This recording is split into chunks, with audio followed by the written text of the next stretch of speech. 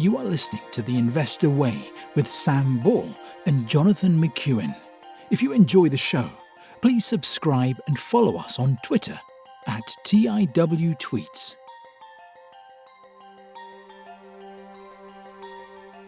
Hello, welcome to The Investor Way with me, Sam Ball. It's the 2nd of April 2025. I'm joined today by Matt, who goes by the handle on Twitter of at UK Div Investor, which is short for UK Dividend Investor.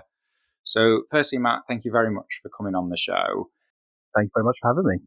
So could you just tell us a bit about how you first became interested in investing and then briefly talk us through your investing career to date? I came from a very traditional family where savings was primarily done through cash ISAs and premium bonds. So I was brought up with those as savings tools. My first real recollection of having an interest in the sort of stock market per se was I was in secondary school during an ICT lesson. It would have been probably around about year 9, so that's 13. Our teacher at the time had us create a spreadsheet extrapolating information from the internet, and this happened to be on the performance of the FTSE 100. And created the spreadsheet, moved on from it, and it wasn't until a few years later going through old files and came across this and opened it up and saw how the FTSE 100 had performed in those 2 years, which kind of then introduced me into the world of having that stock market and that being an economic factor. As I said, however, speaking of parents, why do you really want to put in the stock market? It's a dangerous and scary place. Much better off putting your money in a cash ISA and premium bonds. And I very much left it at that until a few years ago, until about the end of 2022, where my career got to the point when I actually had a little bit of spare cash left over at the end of the month. And I opened an account with MoneyBox. They had a stock and shares ISA, you could use roundups, etc. And I was just putting it into their adventurous or risky setup as they had it. And eventually, they gave you the option to invest in individual stocks. And one of those was Apple. So I thought, you know what, I'll shove £5 a week into Apple and see what happens. And it wasn't until a few months later I received a dividend. It must have been about 5 pence or something like that. But having never looked into investing or in any way, shape or form, I thought, well, what's this? Why have I got 5 pence from Apple? And what's a dividend? And started looking into it and very much went down the rabbit hole from there onwards. March 2023, I moved over to Trading 212 after doing a lot more research into dividend-paying companies, and then focused on large, well-established companies with a good dividend history initially. And now there's more focus on businesses, their revenues, and I make a more informed decision rather than going, oh, there's a company that pays a dividend. Could you talk us a bit just through your investment appraisal process then, and how you would approach looking at a new stock or potential investment? Yeah, so my at on Twitter is the UK Div Investor, a little bit of a play of words there, using the word div being short for dividend, but also when I first started, I probably was, right along a bit of a div, whether I can use that word, but that process has now changed massively, and I do so much more research than when I first started. So I'm just going to use an example of a company I've been looking at recently, which is DCC PLC, which looks at energy, technology and medical. And first thing I tend to really do is look up the dividend yield, so the current dividend yield, and the dividend history. I suppose sort of applying a dividend yield theory, I suppose, there. And ultimately what I'm looking at is the long-term stability and growth of that dividend, and that will then tend to lead me on to looking at that company more directly, so going to the investor relations sites, looking at their most recent results, whether that be an interim result or the final year, vice versa. And what I'm also looking for is some dividend safety. The company has enough cash flow to cover that dividend going forward, to grow that dividend. And that's where the potential growth comes in as well. I don't just want to have a static dividend. Ideally, I want to see that dividend grow over time, getting a better yield and cost as the year goes on. Some factors I do kind of stay wary of is the significant taking on of debt, or debt that's used to cover dividends. I mean, naturally, debt isn't always a bad thing, but if it's used to cover the wrong things, then it certainly can be. I was just thinking, going back to the first question, when you mentioned that you'd come from a family where everyone was talking about cash ISAs and premium bonds. I know you had that IT project, but why do you think you did have that interest rather than just sticking it in a bank? Do you think it was just purely the fluke of doing that project in year 9? I wouldn't say it was probably purely that fluke. It certainly had a factor. It's that introduction and it builds from there. I've always been one that tends to go against the grain. So if I tend to be, my parents say something, I'll think, well, why do I want to do that when I could do something else? And always been very inquisitive. So I think probably that project in year 9 was the start to it, and it's probably then just been something that's niggled at the back of my mind. You know, if probably as I am now looking back on it, why have cash just sitting around when it can do something more for you, it can work for you, it could bring you an income? And I suppose that's probably through the very, very long process that's then drawn me towards dividend investing, is the fact that rather than just having my cash sitting there and very slowly accumulating a meagre amount on interest, I can put it elsewhere and have other people working for me effectively. In terms of, I guess, when you got that first dividend, obviously that was a bit of a trigger for you. And now it sounds like your investment appraisal process is much more involved. Now that you do have probably quite a bit more knowledge than when you first started, what is it about the dividends that you still like compared to investing in, say, like a growth stock where it would just be in the form of capital gains? I think that's probably more motivation than anything else, and actually seeing a realised return on a regular basis. And I just think that's, for me, is quite a motivational factor. With capital gains, it's fantastic. It certainly has its place. I would never dispute that. But capital gain, until you've taken that profit, is still unrealised. It's all very well saying, well, I've put £100 into Apple, and I did that a month ago, and now it's worth 110. You don't have £110, you've still got your 100, but that 10 is unrealised. Whereas with the dividends, whilst I appreciate when you buy into a share, the share price does come down by the dividend, but that is money coming into your pocket rather than something that's yet unrealised. So I suppose for me, it's the materialistic gain of having that money come in. Have you come across John Kingham before? I can't say I have. Certainly not a name I recognise. He's worth checking out. So he wrote a book, I think it's called The Defensive Value Investor, but he actually came on the show years and years ago. I want to say like 4 years ago now. He's on Twitter, but he's not hugely active. I think he's got a blog, ukdividendstocks.com. He is very good. But yeah, if you're interested in UK dividend investing, he is worth probably checking out, I'd say. But when he came on a few years ago, he was excellent. But he's pretty similar in terms of like his kind of argument about it is, well, a company's only ever when you boil it down, a company's only really ever worth the cash that it returns, which is kind of why he starts with that and works backwards. But yeah, I'm just about to finish my next book, so I can line him up for the next one. I know these quite nicely, actually. What is the best book you've read on the subject of investing, and how much do you read generally? Generally, I do tend to read quite a bit. It's quite an enjoyable pastime for me, and I'll read the difference between fiction and non-fiction. I'll often have one of each on the go. One I've recently finished is The Psychology of Money, which I think was a fantastic book. It really kind of changed my mind actually on investing in some aspects. But for best book, I'd probably have to go for One Up on Wall Street by Peter Lynch. I think it's quite, certainly for a beginner investor, it provides you with really good insight into how investing works, and something about the investing in what you know really quite resonated with me, because it's things you're seeing and using every day that you probably necessarily don't think about as an investing tool. And that certainly was something that I could kind of equate with, and certainly then looked at the world a little bit differently about, well, actually, who's using what, who's using this product. I think on one of your shows a couple of weeks ago, you and John both mentioned about having Boohoo's investment, and actually if you'd spoken with your partners, you would realise they're not using Boohoo anymore.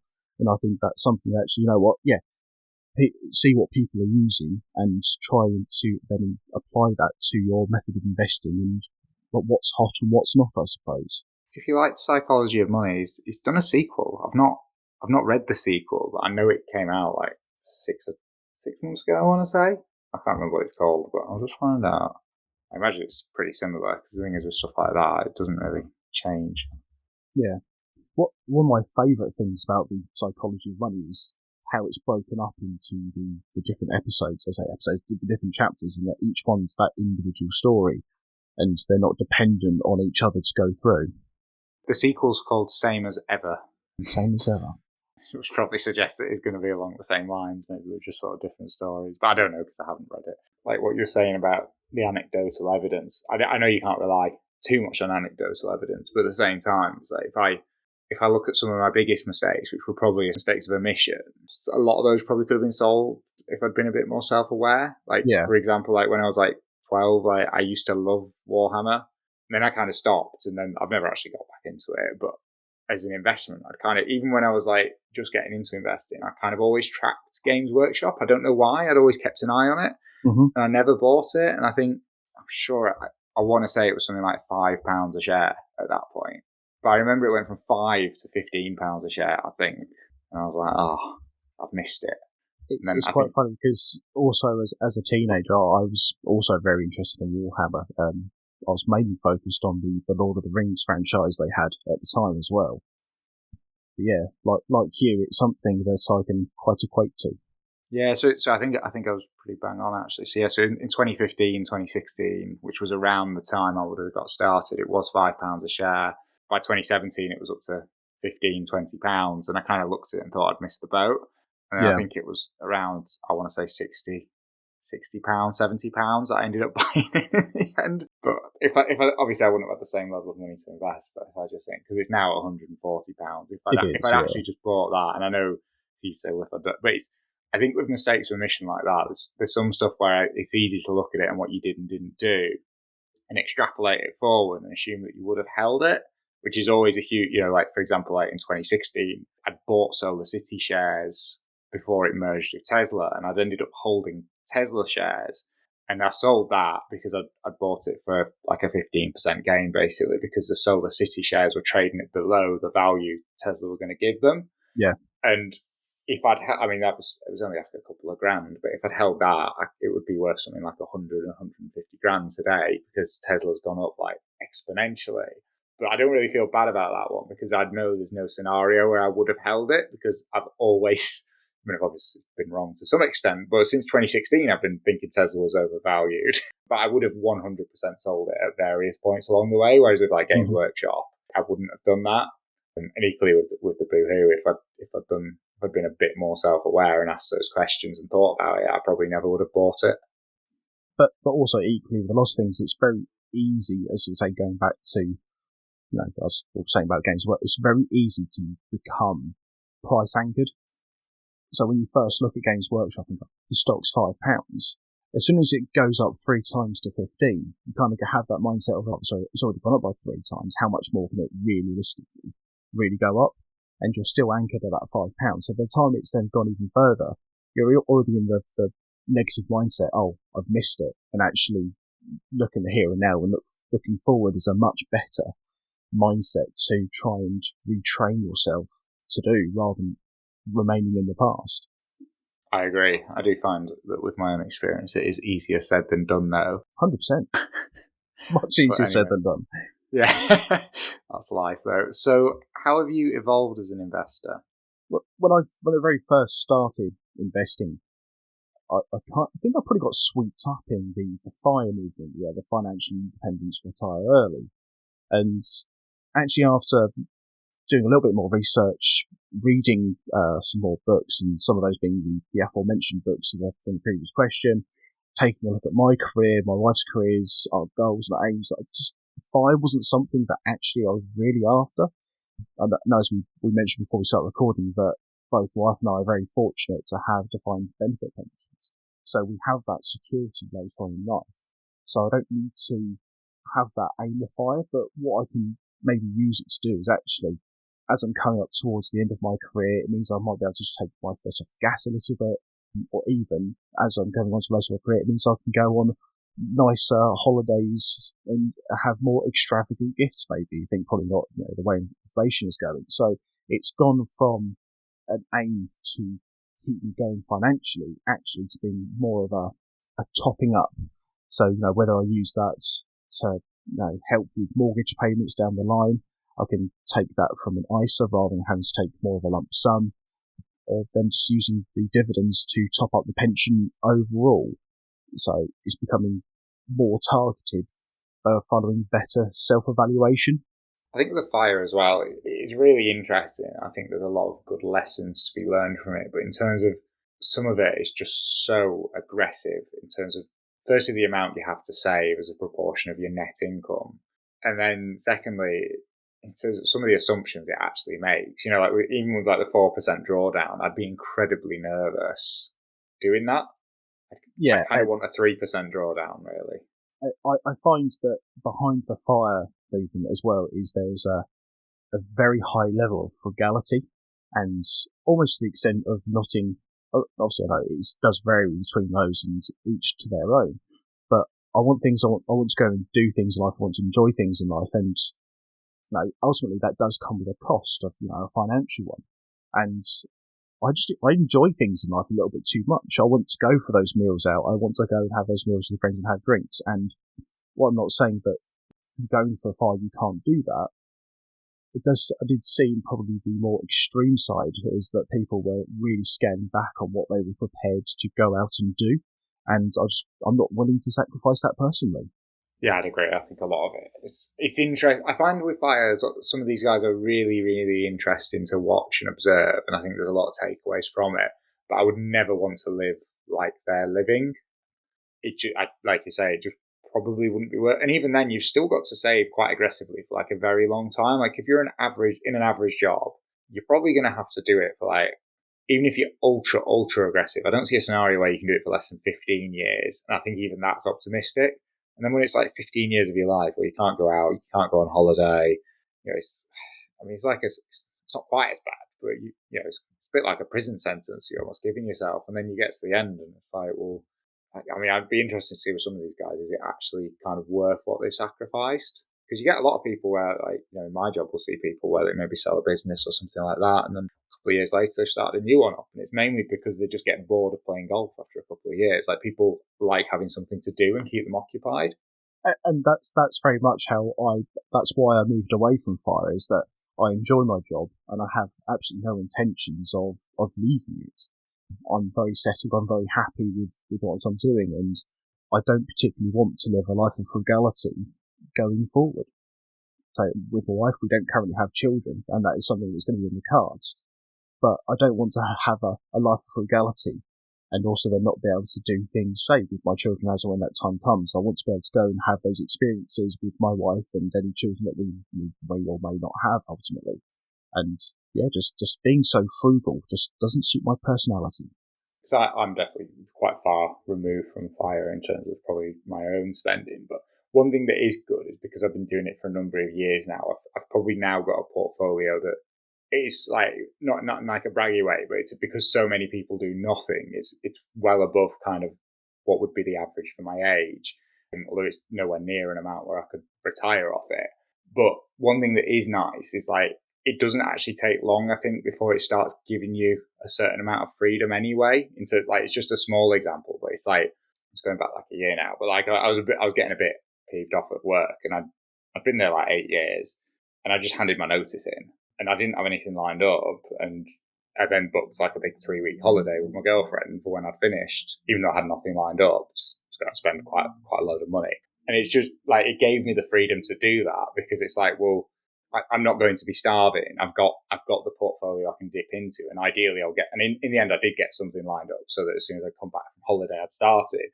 But if that had taken me 6 months, it would have been annoying, but it wouldn't have been a disaster. And I think I think it's stuff like that when you realize actually this is really, really useful, because it's like, again, if I wanted to drop down to 4 days a week for something or something like that, it's like I could probably do it and keep ticking over, and it just gives you a level of. It doesn't take a huge amount before it's like it just gives you a nice cushion. If I have a car problem now, the car repairs are not a disaster. Whereas if I go back probably like 6 years ago, if something unexpected went wrong with a car when I was like on a trainee salary, it was kind of like, oh. Like, it ruined probably the month and the month after. I can completely equate to that. 7 years ago for me, when I first started in my role, I was the most basic salary, and investing was something I could only dream of doing. Because you say something went wrong somewhere along the line, then you're stuffed. But now, okay, increase in income has helped, but actually, if need be, there is that, that little portfolio that I can dip into if need be. It just gives you that flexibility, doesn't it? Yeah, it does, yeah. What do you think of current valuations in the US versus the UK? Because your portfolio is a mix of the two. Yeah, it is a mix of the two. However, it is certainly much more heavily in the UK than the US. And I think the past few weeks have been quite a tumultuous time for the US. But they are very, very different entities, aren't they? You've got the FTSE. So when I say UK, we mainly refer to the FTSE 100 here because that is kind of the base that's referred to, and with the US, it's the S&P 500. So if you look at the UK markets, tend to be older, more established and traditional businesses, so more so like the financial and human staples, whereas the US is much more tech focused with that higher growth. When I say higher growth, higher volatility as well. Recent geopolitical events have certainly had a significant impact on both the US market and the UK market. And what the US is down, I think, around about 5% year to date, and the FTSE is actually up 3.7%, which is probably not something that's going to happen on a regular basis. As far as my very limited experience and knowledge really goes, I think the US has generally been quite overpriced, going by its long-term history. And now it is at a slight discount of recent years. And it does have the old adage, when something goes up, it must come down. And I think the catalyst on this occasion has been Trump's terrific tariffs, which he keeps banging the drum about.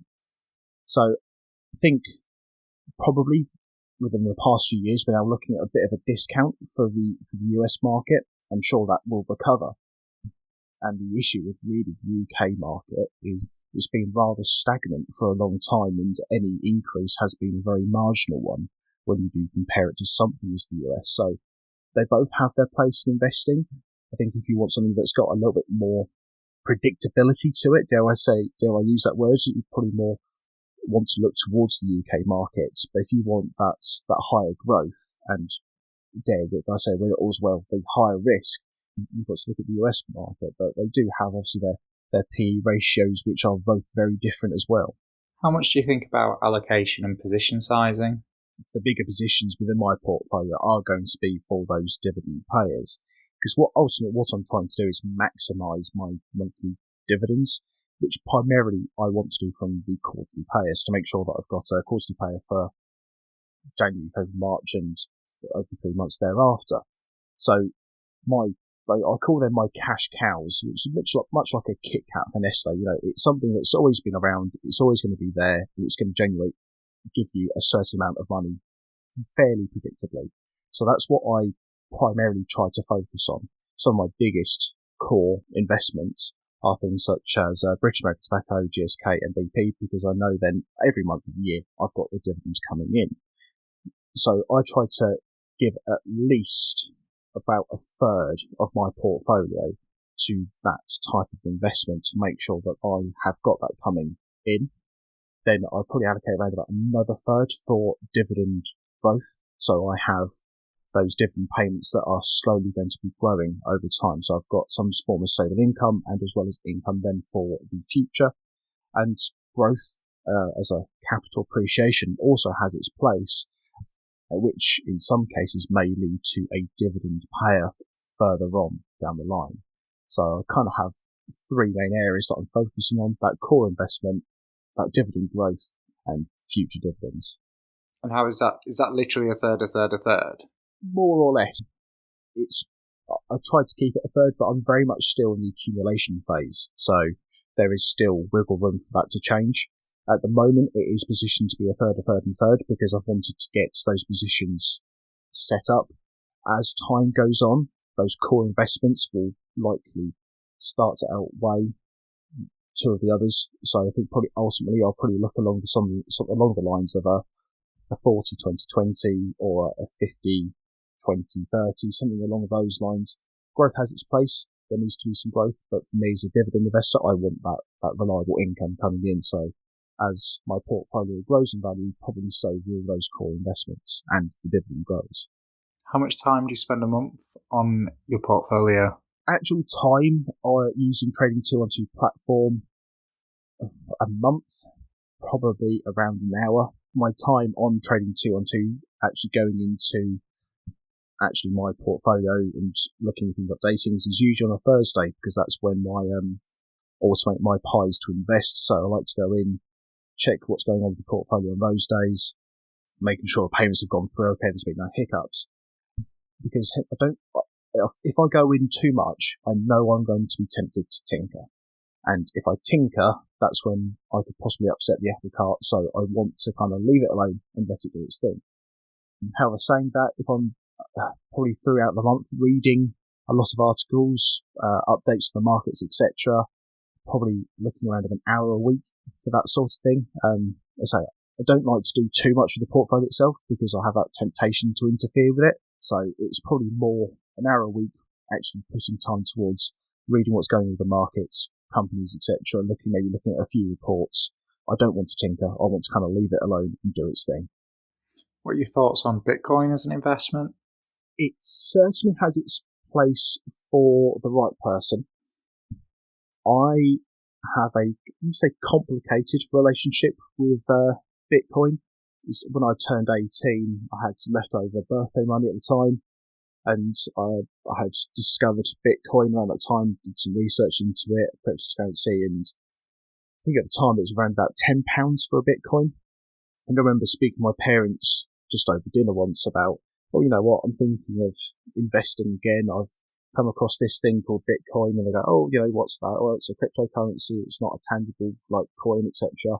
And of course, their very traditional views was, oh no, that sounds far too scary and risky. You'd be much better off putting it into premium bonds, which of course they did. And well, if I had 10 Bitcoin now, it would probably be a very different conversation we're having. But other than that, it has its place. It's obviously an intangible asset, but it's primarily kind of driven by individuals' needs, wants, desire, etc. So probably fairly similar in that sense to a commodity. And just, I find with it, I don't have anything I can refer to for sort of gains, earnings, revenues, etc. It's more of a kind of a monetary policy type thing. So yeah, it has its place. I just think for me, it's not for me at this moment in time. Okay, so we're now done with the first part of the interview, which is more about your background as an investor and your philosophy. So the rest of the questions will just be focused on your actual portfolio. Firstly, why do you like Cornish metals and how did you come across it? Because it's not a stock I have come across prior to this interview. I had to really think about how I first came across Cornish metals.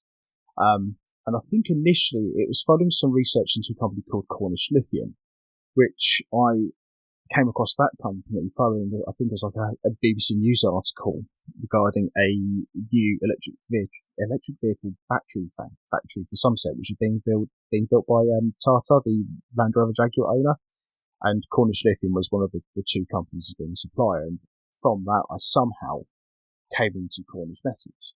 And Cornish Metals isn't a very big company. It's on the A market, the alternative investments market. But I think it provides a very unique opportunity within the British markets, as it's kind of being hailed as the return of British mining. And the metal in question is tin from the South Crofty mine. I know it's not the most exciting metal in the world. We're not talking about like titanium, copper, gold, etc. But it's still actually a very rare metal. It's only found in the Earth's crust and only at 2 parts per million compared to 12 parts per million for lead. So there's kind of quite a big difference there. We think of lead as actually being quite a common resource. Tin is actually quite a bit more scarcer than lead. Kind of just posing a question to you now, Sam. Like, when you think of tin, what is the primary tin product you think of? I'm not good with metals. I know it's going to be like a tin can, I guess. Yeah, exactly, tin cans. But 49% of tin is used for soldering electronics. So its primary use is for something other than what we mostly think of it to be for. That's come since the ban of lead for use in electronics in 2006 by the EU, and almost overnight, tin became the primary replacement. And, it's used for your phone, tablets, computers, laptops, cars, solar panels, and it's a critical mineral. So there's going to be a massive need for tin. I think the stats are an additional 50,000 tonnes by 2030.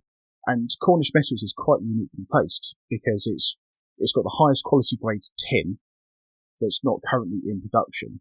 The biggest producers come from China, Indonesia, and Myanmar, and I'm sure we're quite aware that there are geopolitical situations ongoing with China that will make probably the importation of tin difficult, as well as then Indonesia looking at changes in how they're going to be following their path with nickel and where they're going to export tin ingots along their nickel, and Myanmar's may have already, for that matter, started to suspend its tin production or at least reduce it. So this is kind of positions Cornish Metals very nicely to pick up some of that slack and actually a cheaper product for the Western producers.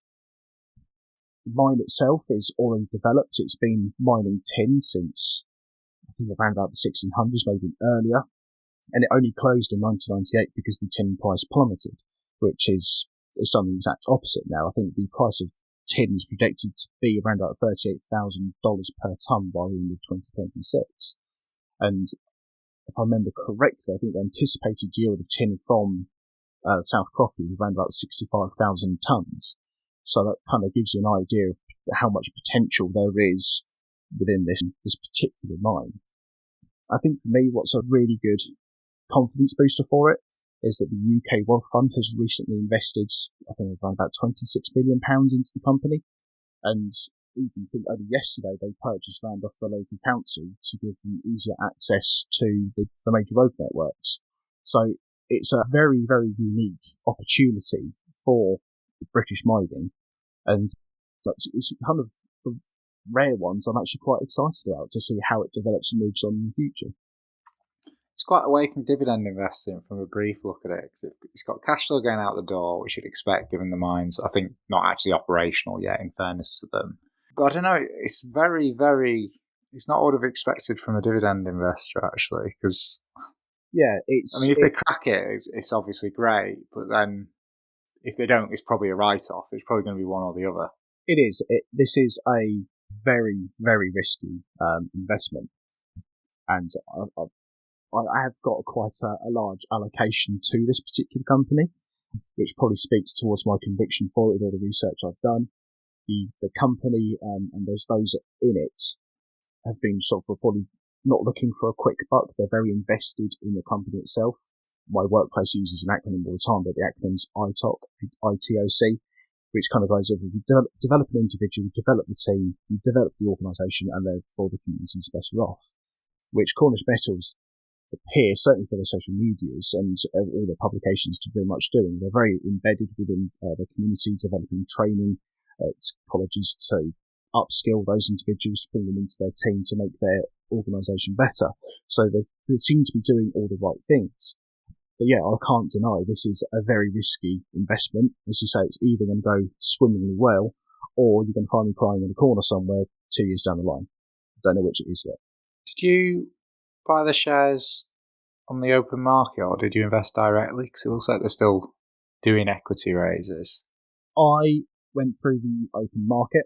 I've got, I think all my shares, the average price for them comes to 7.8 pence. So, given the fact it's not producing anything at the moment, that's obviously to be expected. It does take a long time for a purchase to go through in the open market. Again, to be expected, it's not a massive company. I think its market cap from memory is around about £30 million. So, it's, a micro cap, if that. So, as I said, it's a very risky company, but there is potential there. It's down about 2/3 from just going back 4 years, but I suppose if they've had to do an equity raise since then, that's not really surprising. They have, yeah, and there has been quite a big drop since it first went public. It's to be expected. They've had to do a lot of fundraising. They were initially lined up to start production in 2027. However, they've managed to now bring that forward to 2026.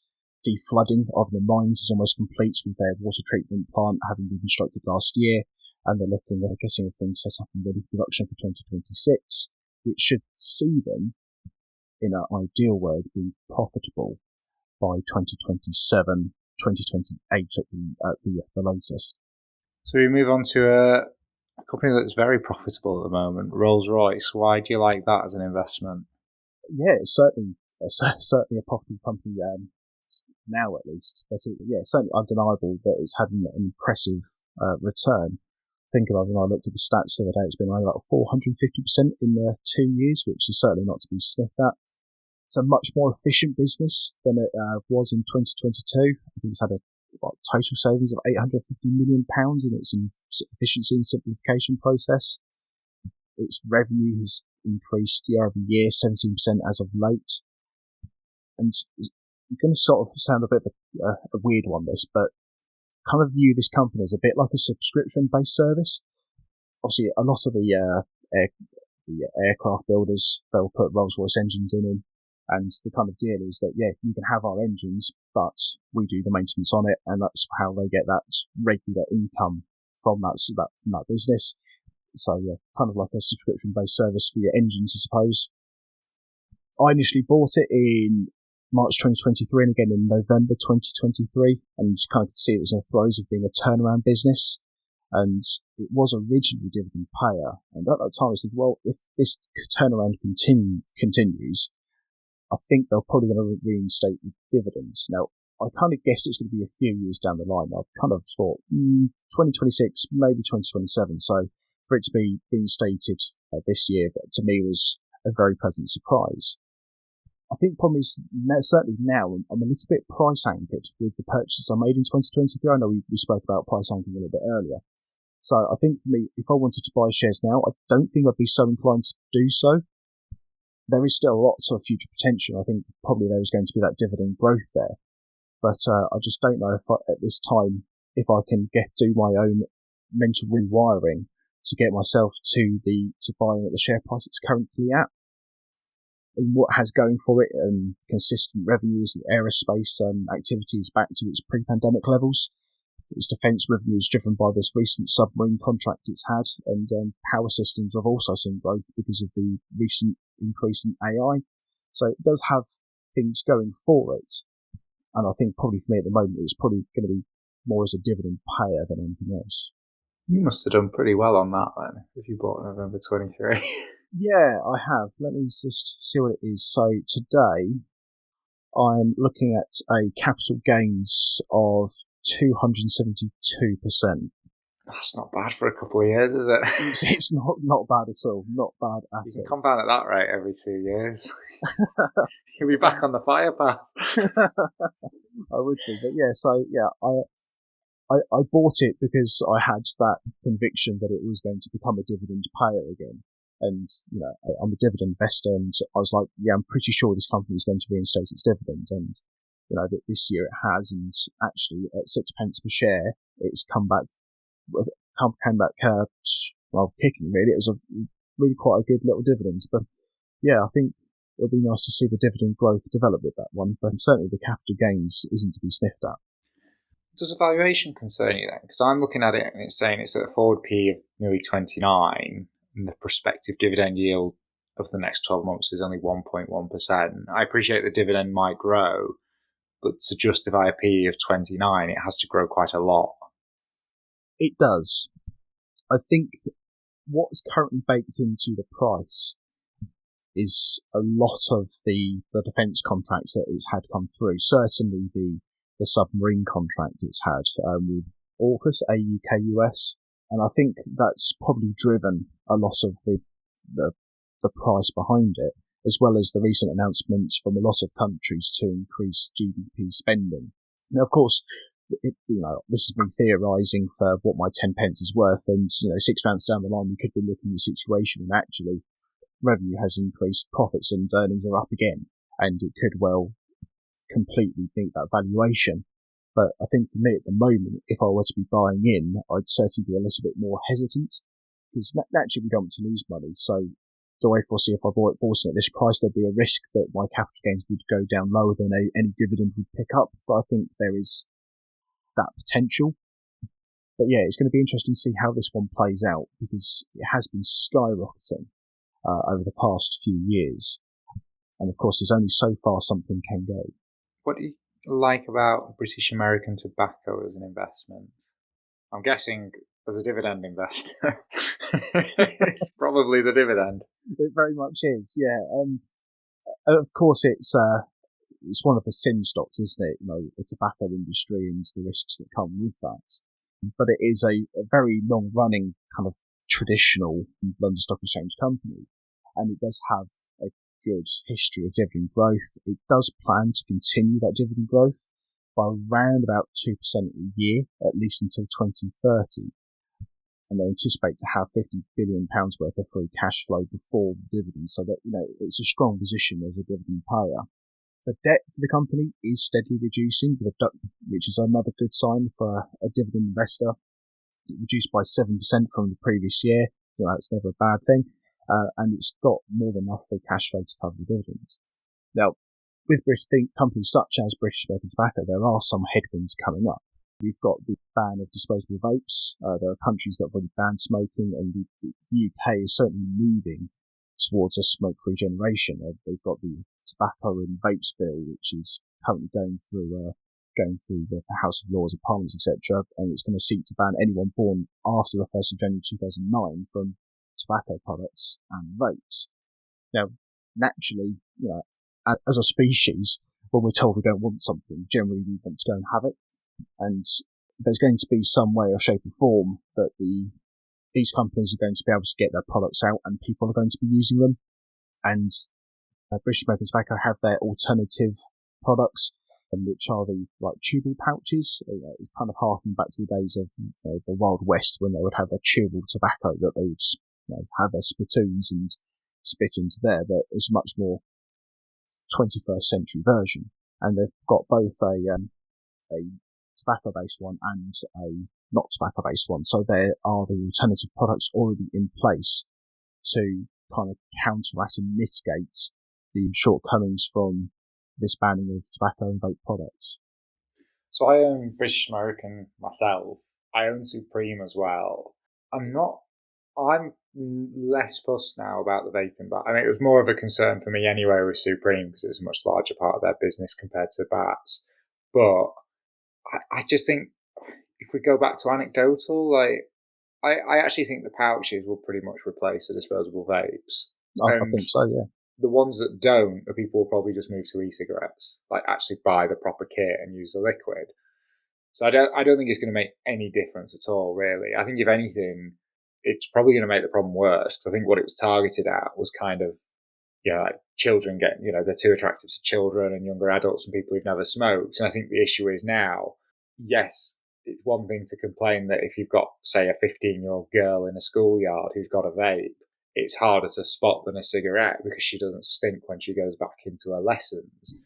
Yeah. But at the same time, she's got a little pouch in her mouth. She could actually have that in throughout the lesson. So you've in a way probably made it worse, unless they come and ban the pouches in a few years, which they may do. But it'll be interesting to follow as an industry anyway. Yeah, I think so. And not overly fussed about the proposed bill, because, as I said, ways and means, people will find a way to get what they want. Well, they did a similar thing in Australia, and I think they ended up reversing it because it just, as you'd expect, black market sales kind of skyrocketed. I'd seen something, I don't know if it will happen, but it's an interesting thing to think about. But I think John had mentioned it maybe, but potentially it could come under challenge as a violation of human rights, on the basis that one of the things that's in there is you cannot discriminate, based on sexuality, religion, gender, age. Is one of the things in there. Yeah, very much. So if you're an adult, the fact that you were born in one year versus another, it shouldn't make a difference. If I was, I'm 29, and if someone who was 30 could buy alcohol and I couldn't, I'd feel incredibly, incredibly aggrieved by that.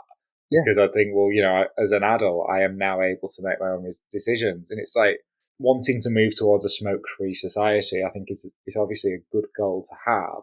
But at the same time, you are dealing with consenting adults. Yeah, and as you said, age is one of those protected characteristics, and by the fact of being an adult, we're allowed to make our own choices, whether they be good or bad. It's the kind of the privilege of being an adult.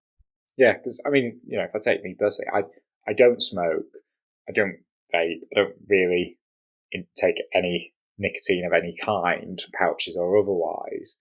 If I want to start tomorrow, I'm fully aware of the health repercussions of it and potential issues. And I would be making a fully informed decision at this point. And I think to a degree that needs to be respected. I completely agree. I say you've got to have some sort of control over your own life, haven't you? As much as the government want to look after the wider public and everything, but yeah, you've got to be able to make your own choices.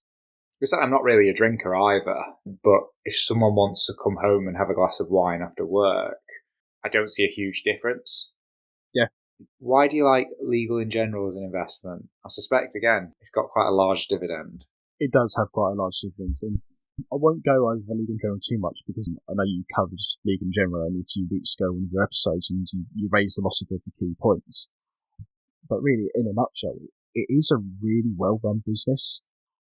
And I think actually the recent annual report does really reflect that. I mean, the profit before tax is up to 542 million from 195. Clear plans for each of its sectors, the asset management, institutional retirement and retail. And yeah, as I said, it's a great company as a dividend investor. It's got a high yield, consistent growth and planned growth as well.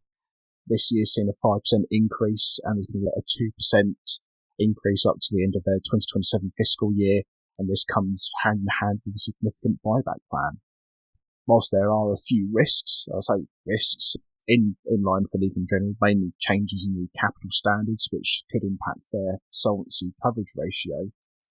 That currently sits at 232, so I find it very unlikely that any changes to the capital standards would cause Legal in General any issues with a solvency ratio of 232%.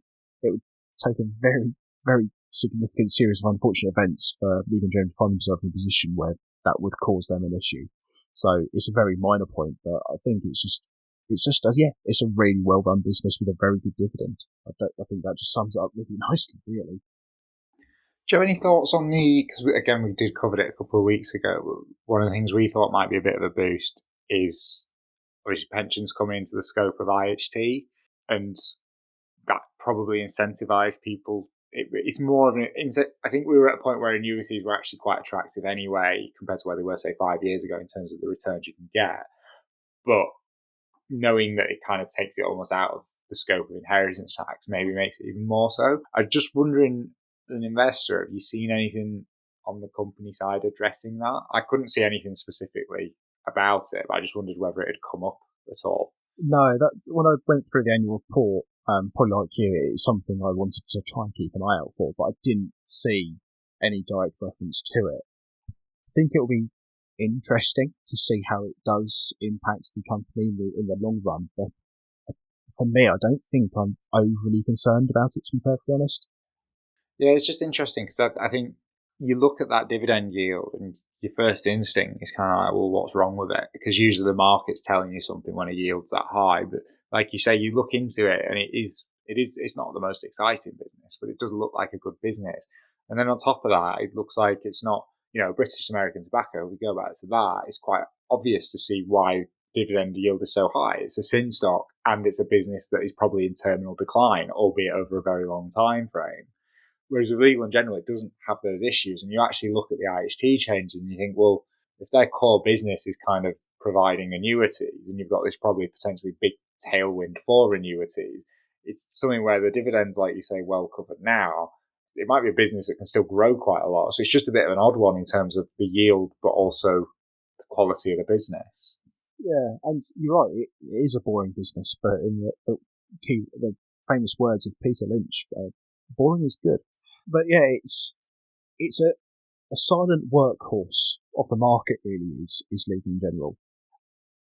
I think probably the dividend yield doesn't reflect actually the share price for Legal in General. I think it's actually quite undervalued from a share price perspective. I think probably if you get to the value it should be, you'd probably be looking probably about for maybe a 5 or 6% yield on the dividend rather than the current 8, I think it's sitting at today. So why do you like BP and Shell as investments?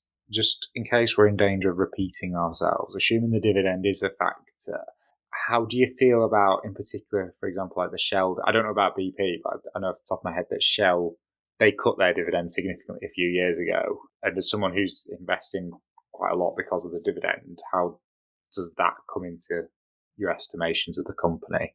Yeah, both companies cut the dividends during the COVID-19 pandemic, as did a lot of companies. Obviously, some were mandated to do so. So it was a cut that was more forced upon them. I think in BP's point, it was probably actually a blessing in disguise, because there have been a few issues with BP. But both these companies are well embedded within our society. There's going to be a need for what they produce by everyone, because it's fuel, oil, gas, biofuels, and it's used by everyone all over the world. And I think they will, as we move towards a greener need for energy, they will be there to pick up that in time. I know BP recently cancelled their plans to focus on their core business, which I think for them was a good move given where the company's at. And I think out of the two, Shell is certainly the better company. Shell has been very good with its dividend growth. Its free cash flow is still very strong, as is BP's, but not as strong. So they have their place within society. They're well embedded, and they produce a product that everyone's going to need for the foreseeable. So I just think from that point of view, they're going to constantly have that revenue coming in. Obviously, there are risks with them. I think, recall it was BP in the Gulf of Mexico that had the massive oil spill. Obviously, sometimes disasters like that happen, and it does reflect poorly in the company. So yeah, there are risks, but equally, it's a product we all need. Why do you like GSK as an investment? You've also got Haleon in the portfolio, which presumably was because it was spun out from GSK. So why did you decide to hold that after the spin out? So initially, just work on the GSK. Again, it's a strong established business. Even since spinning out its consumer healthcare business being Haleon, it's continued to see some dividend growth. It's got a lot of upcoming medications that are key to battling quite a wide range of critical illnesses, for example, HIV, cancer, malaria, just to mention a couple. And it has good performance within those sectors. Particularly HIV saw double-digit growth. There is a lot coming up for it. It's got a lot coming through its pipeline. There's an awful lot that have gone through phases 2 and 3 and coming up for registration, which is when the regulators deem how it's going to be used in their patient specifications. The spin out for their consumer healthcare division to create Haleon, I think actually was a really good move, because it means that GSK is now actually specialised in dealing with medications, and they're not trying to be, I say, a jack of all trades fairly loosely, but they are focusing on the production of medication now, and Haleon can now specialise in consumer healthcare. So they can kind of specialised in both their own areas. So I think actually it was a good move. I'm pleased that Unilever didn't buy Haleon for their proposed price. I think that was a bit of a ridiculous amount they proposed to pay for it. And actually, Haleon have performed quite well since. So actually, for me, the splits I think was a very sensible decision. Both of them have a growing dividend, and I think actually they're both really good companies. Haleon has shown that it's got a really good market share with over-the-counter markets, being their vitamins and supplements, and that spinning out has allowed for them to focus on that. What do you like about Games Workshop as an investment? I know we talked about it a little bit earlier already. I should add as well, this is another one that I do own myself. Yeah, I think Games Workshop is actually a bit of a dark horse of the FTSE 100, which you only added to back in December. And if you don't know Games Workshop, you're probably just going to assume that it's just a model company that produces figurines that hobbyists like to paint and then play games with. But it's so much more than that. It produces all its own models in-house, it distributes them to their own stores, and has a very dedicated fan base. But as well as the models, it's got an entire universe that it's created, and has some of the best intellectual property that is out there.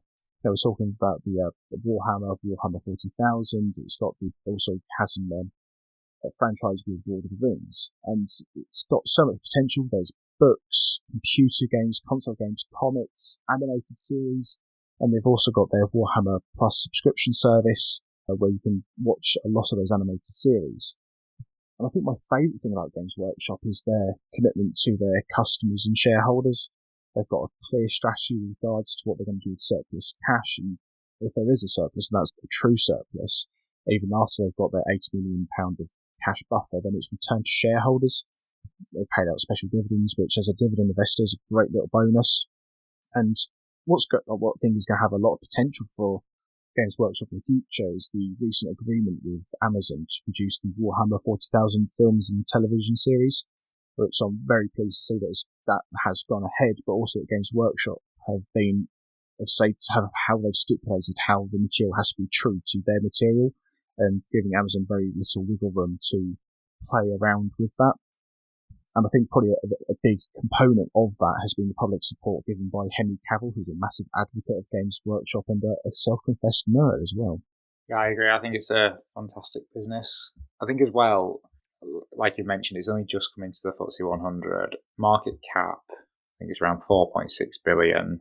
It's when you look at that universe and that IP, it still seems pretty cheap. And then as well, when you dig through the annual reports and you see like the number of stores in like Asia or Europe or the US and the pace at which they're opening, Asia less so because they don't have many stores, they're also not opening many, but no. In terms of like Europe and the US, it seems like there's quite a lot of room to grow. In the US, they're still quite small, and you think, well, it's the kind of products you could see doing quite well in the US, especially if the Amazon series is successful. And it reminds me a lot of a little mini Disney, where it's got all these different parts of the business that kind of reinforce each other and they make the whole stronger. But yeah, it'd be interesting to see how it does. But I think even now it's not cheap, but you can still make, I think, a very solid argument. If we go back to, for example, Rolls-Royce, and I know I am biased because I own Games Workshop and not Rolls-Royce, but I feel like you can make a much stronger argument from buying Games Workshop at the current price than Rolls-Royce. I completely agree. I'd be more than happy now to go and buy another share, another 2, 3, 4, 5 of Games Workshop, probably without a second's thought, knowing the business, than I would go and pump in probably another 200 or 300 shares into Rolls-Royce. Why do you like Greencoat UK Wind? I'm not sure if like is quite the right word. I'm going to say this is more of an educated investment taking into consideration the future of energy. The whole world is trying to drive for cleaner energy, and the new Labour government has made it clear that they want the energy grid to be net zero by 2030, which completely fantastic goal to have. And I think Greencoat Wind is going to have to play its part in that. It's got a total of like 49 sites of both onshore and offshore wind farms. It does have, by the very nature of the business using wind, have some issues, and that it's very dependent on whether it's windy or not. And of course, if there isn't wind, then you're not producing any energy, and you can't do anything to change whether there is going to be wind or not. And again, with such large machines, there is the technical side behind that, the maintenance. And I think during 2024, electricity production was below because of the wind issue, but also I think one of their sites, Hornsey 1 from memory, had a cable fault, and that effectively knocked out that entire wind farm for however long it was now. So liking the business probably isn't a great word, but taking an educated guess that there is going to be that growth for it in the future. Cash flow does continue to be relatively strong for the company, which is a good sign. There's going to be that increased demand for green energy, and I think wind energy is going to be a key part of that, especially being an island nation. So, yeah, it's an educated investment. Do you have any REITs in your portfolio? I do, indeed. I hold Segro as a standalone REIT. Segro, yeah, I forgot about that one. Be a 1% position. You've got to be perfectly honest. The main reason for investing in Segro is I've got family that work for Segro. So it's a nice little way of me saying, oh, thanks for my dividends, and why is the price doing so bad? I'm just wondering, because if you're interested in dividends, it's just, I mean, again, just something we've observed in the last few weeks, but the REITs seem to now be more attractive than they've been in a number of years. So I was just wondering if are there any on your watch list, or is it something you don't really look at? Because I'd have thought as a dividend investor, some of them are at quite nice levels now. They certainly are. I think you might have covered a little while ago. Was it the supermarket income REIT? Yes. Yes, so that's one I've been paying a little bit of attention to as well. But certainly I hold realty income as well through my US Tech Pie. Obviously it has a monthly dividend, which is always nice to have. And what I particularly like about REITs is that they're kind of mandated that they have to pay back the shareholders in forms of dividends. So REITs are, for me, a fantastic way of investing, and I do like Segro as a business. Obviously having family in it, I can discuss with that family member what they're looking at, what's going on within the business, and they do have a very, very strong customer base and some very good facilities. So I think REITs are a very good investment for a dividend investor, and they are certainly SEGRO position is one I'll be looking at growing over time, but as also the supermarket income REIT is also one that I've been looking at as of late as well. So final question, you've got a number of US tech positions, including Nvidia, Apple, Amazon, Google and Microsoft.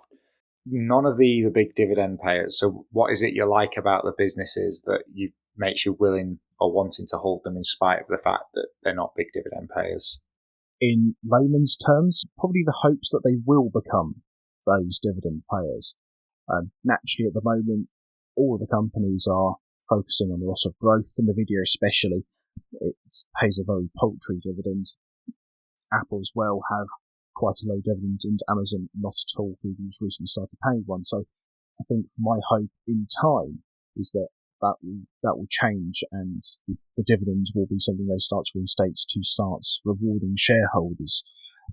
I know Microsoft has its dividend, it's had dividend for a while, but it's been quite a consistent grow of that dividend. So I'm kind of working on an educated hunch that in time, they'll all have a reasonable dividend to pay out to shareholders. Are you not concerned about the valuations for some of them at all then, or do you just view it on, when you say reasonable dividend, do you mean on a cost basis? I'd primarily be looking at it on cost at that point, especially given that I'm investing in them now. If 5-7 years down the line, that then means that they start paying a dividend that is a dividend of 1%. But for me to say it's 5, then that's what I'll be looking at. That's the return I'm getting from investing in them now, rather than later down the line when they finally start paying that dividend. Okay, it's looking at future potential.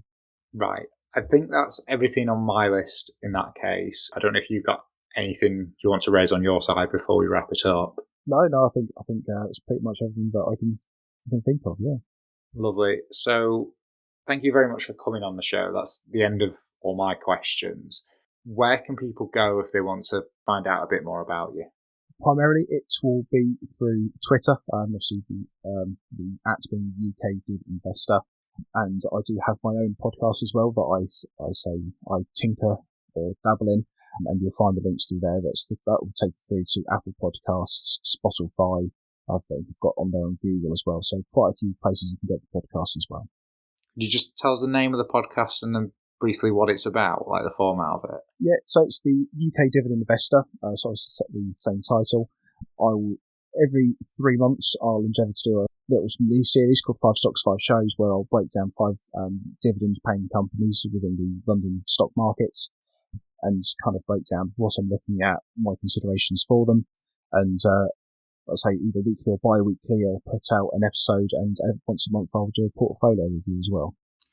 Okay, well, thank you very much for coming on the show, and I think that's everything in that case. So thank you very much for listening, everyone, and we'll see you all next week. Thank you for listening to The Investor Way.